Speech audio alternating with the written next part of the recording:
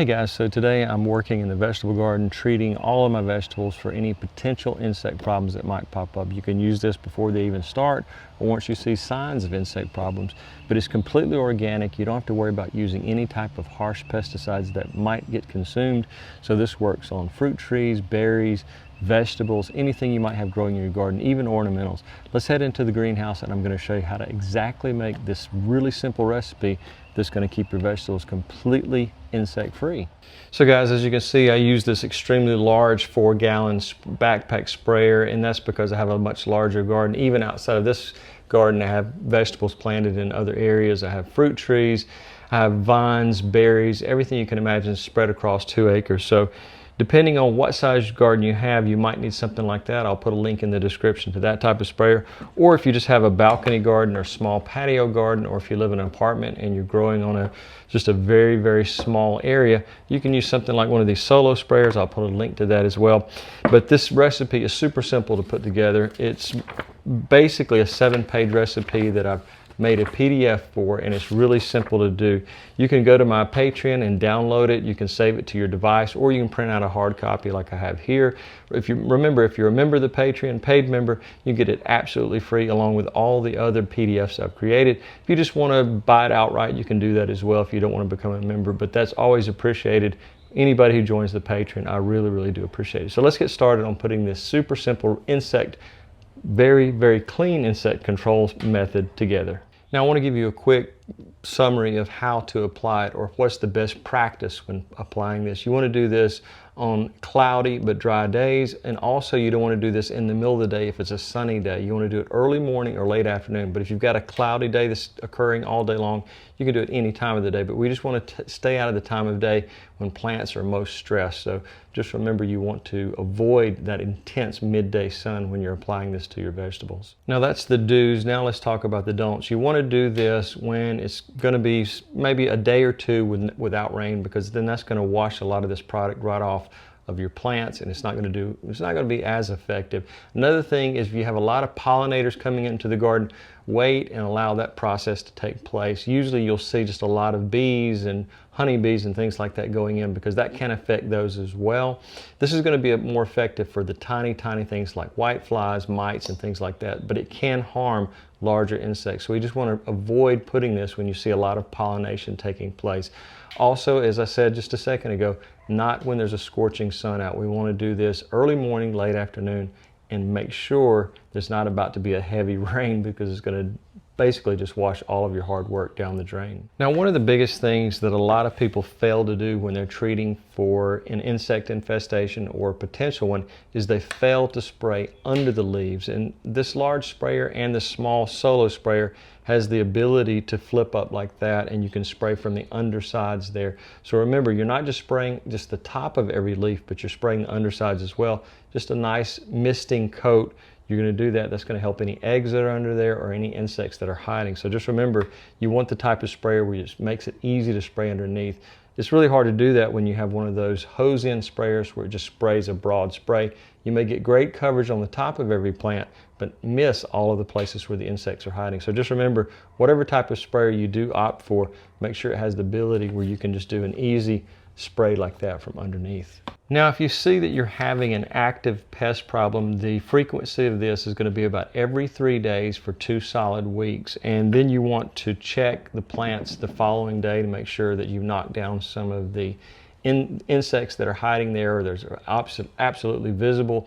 You also want to increase the frequency. If you're still seeing them every day after a spray, then go back to every day, every 24 hours do it, and then you can ease off. After about 3 days, you should be okay, but maybe your first treatment was too light, so that's the application frequency. Now, if you're not seeing an active pest infestation, and what I'm doing today is actually a preventative, about once every 5 to 7 days, before any insects hatch out, because there can be eggs there and they're so small you can't even see them. So doing it about once a week during your active growing season for about a month, that can really help. So 4 times in 1 month, that's really going to cut down on any insect problems you're going to see coming up in the future. Now, another thing you need to take into consideration, if you have a really heavy rain come through, then you're going to need to reapply it after the leaves have a little bit of chance to dry. Not right after the rain has stopped, but wait about 2 or 3 hours and then reapply it, because rain will absolutely wash this mixture off of your vegetables, fruit trees, whatever. So it's always a good idea to kind of check the weather before you do it, and it can save you a lot of headache. But if an unexpected rain comes in, just plan on reapplying it, because the insects can easily survive even the heaviest of rains in their hiding places on the undersides of those leaves, on the stems, and then reemerge after this a little bit drier outside. Now, doing a test spray is always important. You can spray 1 or 2 leaves on the plant and then see what happens. If you see curling, yellowing, or burning issues, then the plant could be too sensitive and you need to reduce the formula by the mixture rate, so maybe 50% of what it was. But if everything looks fine, within 24 hours, go back and spray the entire plant. But it's really important to do that test spray to make sure that you don't kill a very sensitive plant, or possibly if you've mixed it too strong. So a test spray makes a huge difference. Now, my 2 biggest problems in my vegetable gardens are usually aphids and spider mites, but I'm going to put on the screen right here, or I'll just do a full screen over me while I'm talking,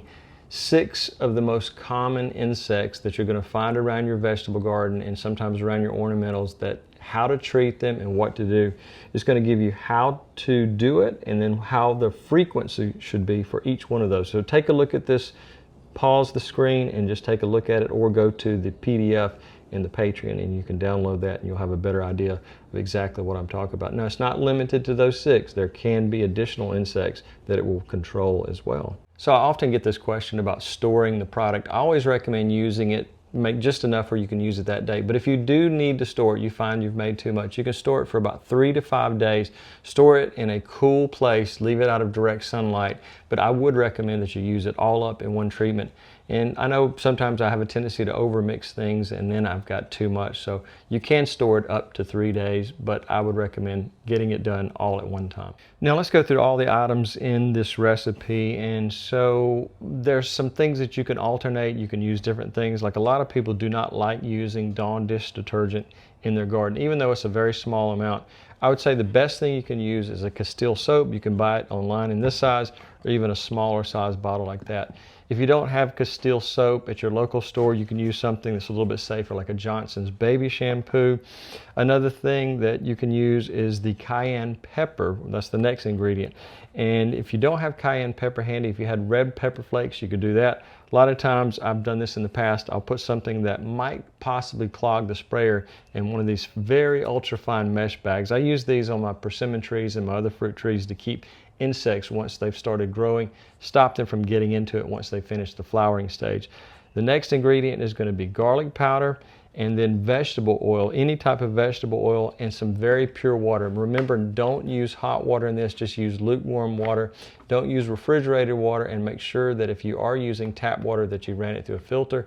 I have a rain catch on my greenhouse, so I have some really good pure water that I'm using around the garden. A lot of tap waters have fluorides and other things in it. Probably we shouldn't even drink without running it through a really high quality filter. So that's our products right there, and now I'm going to show you how to assemble them real quickly into our recipe. All right, so I'm going to move everything out of the way here, and I'm going to mix everything outside of our gallon jug here so I can reintroduce it using my homemade funnel. And so I'm just going to take some of our lukewarm water and use about 1 cup. And then we're going to take our Castile soap. Now, as I said, you could use dish soap, but remember, I would probably limit this to ornamentals and not necessarily things you're going to consume. So Castile soap, I'll put a link in the description. Whether if you have a very large garden, you could use something like this, a very small garden. So let's get our spoon and let's add that to our mix.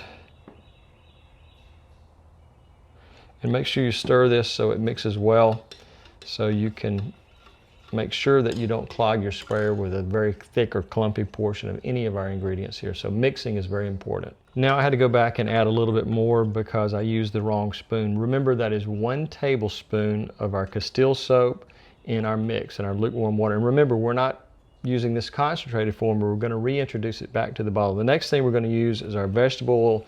Any type of vegetable oil or even olive oil will work. And so we're using a tablespoon of that as well. And just remember to mix. And the reason I like the lukewarm water is it mixes a little bit better than a cold water would. So if you're doing this on a cooler day and your water's a little bit cold, just make sure you take it inside and let it warm up inside, or put it near a radiator or a vent to allow the water to mix our ingredients a little better. Now next we're going to do some garlic powder, and instead of a tablespoon we're only going to do 1 teaspoon, and this is going to take a little bit more mixing, so maybe 30-40 seconds of mix time. And also, as you're going through the garden, you may want to agitate it, whether you've got the back sprayer, just lean left or right, and that'll mix. Also, if you got one of these small sprayers, you can just shake it, because the garlic tends to settle along with the cayenne pepper. So we just want to make sure that it stays mixed and it's well distributed through the entire formula. A lot of people will set their sprayer down and go do something else and then not realize that some of the contents have settled. So keeping it agitated as you're spraying your plants is a really good idea. And that test spray is also important. Don't go out into the garden and just hit everything at once. That test spray could save you a lot of heartache if it reacts badly to your concentrated mix. Now our next ingredient is our cayenne pepper powder, and we're only going to use half a teaspoon of that. And this is so strong that it might actually keep some larger creatures out of your garden, like possums, raccoons, ground squirrels, regular tree squirrels, whatever you might have crawling around your garden. So sometimes just the smell of this can keep larger animals away. But just remember that our powdered ingredients here are going to take a little bit more stir time.